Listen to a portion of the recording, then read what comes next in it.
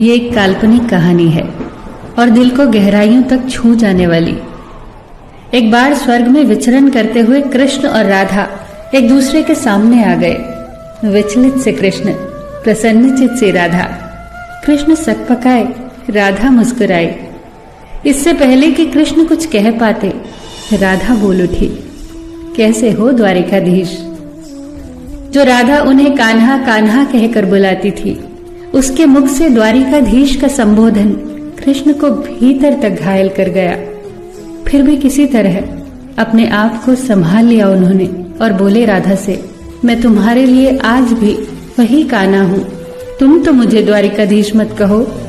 आओ बैठते हैं। कुछ मैं अपनी कहता हूँ, कुछ तुम अपनी सुनाओ।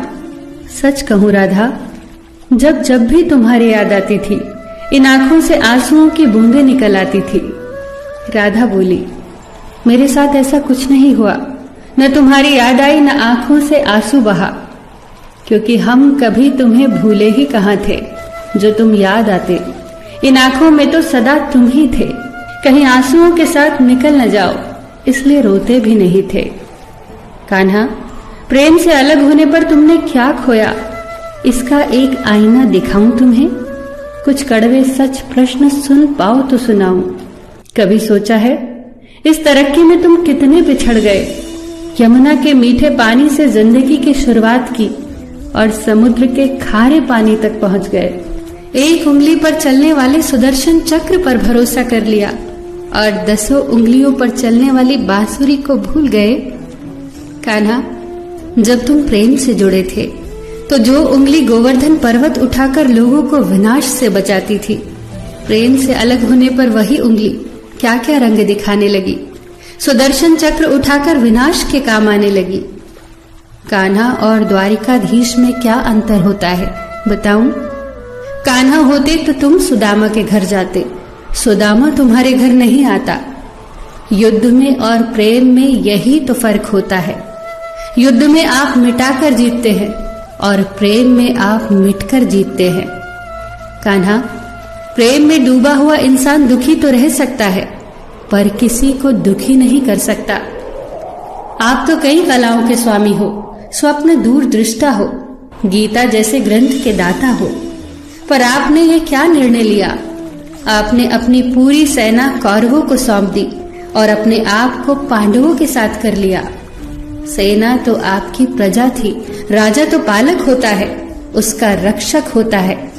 आप जैसे महाज्ञानी उस रथ को चला रहे थे जिस पर बैठा अर्जुन आपकी प्रजा को ही मार रहा था। अपनी प्रजा को मरते देख आप में करुणा नहीं जगी, क्योंकि आप प्रेम से शून्य हो चुके थे। आज भी धरती पर जाकर देखो, आपकी द्वारिकाधीश वाली छवि को ढूंढते रह जाओगे। हर जगह, हर मंदिर में मेरे ही साथ खड़े नजर आओगे। मैं जानती हूँ कान्हा, लोग गीता के ज्ञान की बात करते हैं, उसके महत्व की बात करते हैं, पर धरती के लोग युद्ध वाले द्वारिकाधीश पर नहीं, प्रेम वाले कान्हा पर भरोसा करते हैं।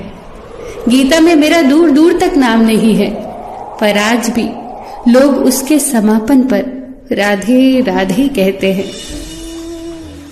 ये कहानी काल्पनिक जरूर है, पर इसके भीतर छिपी सीख बहुत महत्वपूर्ण है।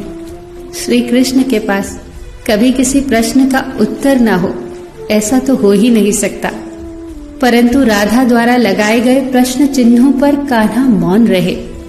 यही तो है प्रेम में समर्पण का भाव। पराक्रम में हमें हर किसी को हराना होता है, तब भी हम जीत कर भी हार जाते हैं, परंतु प्रेम में एक ही कईयों का दिल जीत लेता है।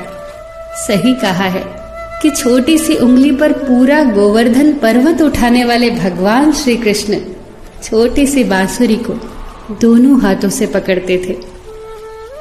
फिर मिलेंगे दोस्तों अगली कहानी के साथ।